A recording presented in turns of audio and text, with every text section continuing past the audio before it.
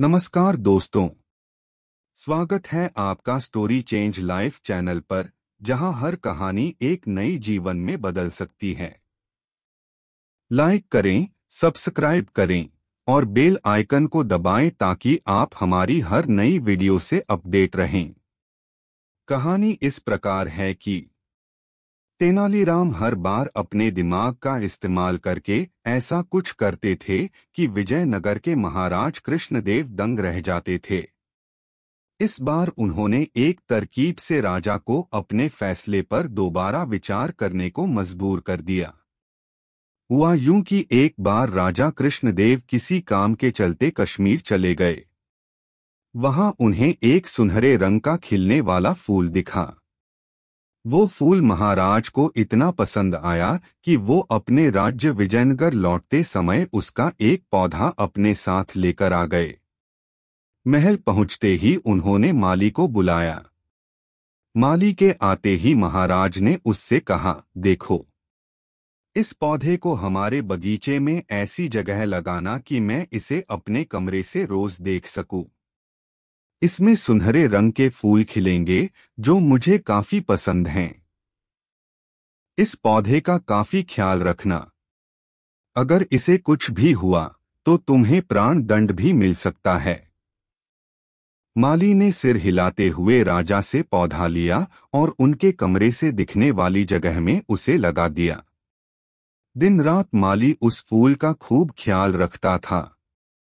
दिन जैसे ही बीतते गए उसमें सुनहरे फूल खिलने लगे। रोज राजा उठते ही सबसे पहले उसे देखते और फिर दरबार जाते थे। अगर किसी दिन राजा को महल से बाहर जाना पड़ता था तो उस फूल को न देख पाने के कारण उनका मन दुखी हो जाता था। एक दिन जब राजा सुबह उस फूल को देखने के लिए अपनी खिड़की पर आए तो उन्हें वो फूल दिखा ही नहीं। तभी उन्होंने माली को बुलवाया। महाराज ने माली से पूछा, वो पौधा कहाँ गया? मुझे उसके फूल क्यों दिख नहीं रहे हैं? जवाब में माली ने कहा, साहब, उसे कल शाम को मेरी बकरी खा गई। इस बात को सुनते ही उनका गुस्सा 7वें आसमान पर पहुंच गया। उन्होंने सीधे राजमाली को 2 दिन बाद मौत की सजा सुनाने का आदेश दे दिया। तभी वहां सैनिक आए और उसे जेल में डाल दिया। माली की पत्नी को जैसे ही इस बारे में पता चला, वो दरबार में राजा से फरियाद करने पहुंची। गुस्से में महाराज ने उसकी एक बात न सुनी। रोते रोते वो दरबार से जाने लगी। तभी एक व्यक्ति ने उसे तेनालीराम से मिलने की सलाह दी। रोते हुए माली की पत्नी ने तेनालीराम को अपने पति को मिली मौत की सजा और उस सुनहरे फूल के बारे में बताया। उसकी सारी बात सुनकर तेनालीराम ने उसे समझा बुझाकर घर भेज दिया। अगले दिन गुस्से में माली की पत्नी उस सुनहरा फूल खाने वाली बकरी को चौराहे में ले जाकर डंडे से पीटने लगती है। ऐसा करते करते बकरी अधमरी हो गई। विजयनगर राज्य में पशुओं के साथ इस तरह का व्यवहार करना मना था। इसे क्रूरता माना जाता था, इसलिए कुछ लोगों ने माली की पत्नी की इस हरकत की शिकायत नगर कोतवाल को कर दी। सारा मामला जानने के बाद नगर कोतवाल के सिपाहियों को पता चला कि यह सब माली को मिले दंड की वजह से वो गुस्से में कर रही है। यह जानते ही सिपाही इस मामले को दरबार में लेकर गए। महाराज कृष्णराज ने पूछा कि तुम एक जानवर के साथ इतना बुरा व्यवहार कैसे कर सकती हो? ऐसी बकरी जिसके कारण मेरा पूरा घर उजड़ने वाला है।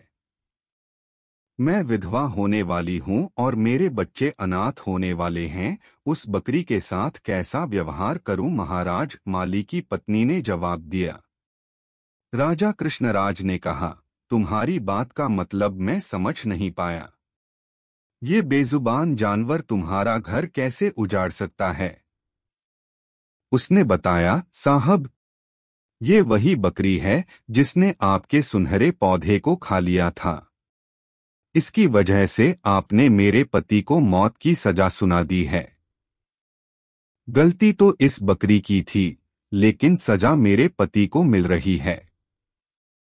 सजा असल में इस बकरी को मिलनी चाहिए, इसलिए मैं इसे डंडे से पीट रही थी।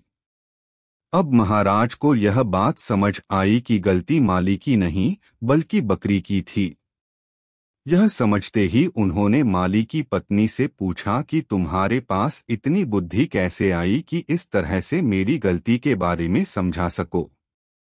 उसने कहा कि महाराज, मुझे रोने के अलावा कुछ भी नहीं सूझ रहा था। यह सब मुझे पंडित तेनालीराम जी ने समझाया है। एक बार फिर राजा कृष्णराय को तेनालीराम पर गर्व महसूस हुआ और उन्होंने कहा कि तेनालीराम, तुमने मुझे एक बार फिर बड़ी गलती करने से रोक दिया। यह कहते ही महाराज ने माली का मृत्यु दंड का फैसला वापस लेते हुए उसे जेल से रिहा करने का आदेश दिया। साथ ही तेनालीराम को उनकी बुद्धि के लिए 50,000 स्वर्ण मुद्राएं उपहार के रूप में दी। कहानी से सीख: समय से पहले कभी भी हार नहीं माननी चाहिए। कोशिश करने से बड़ी से बड़ी मुसीबत से निपटा जा सकता है। धन्यवाद दोस्तों कि आपने हमें देखा। लाइक करें, सब्सक्राइब करें और बेल आइकन को दबाएं ताकि आप हमारी हर नई वीडियो से अपडेट रहें।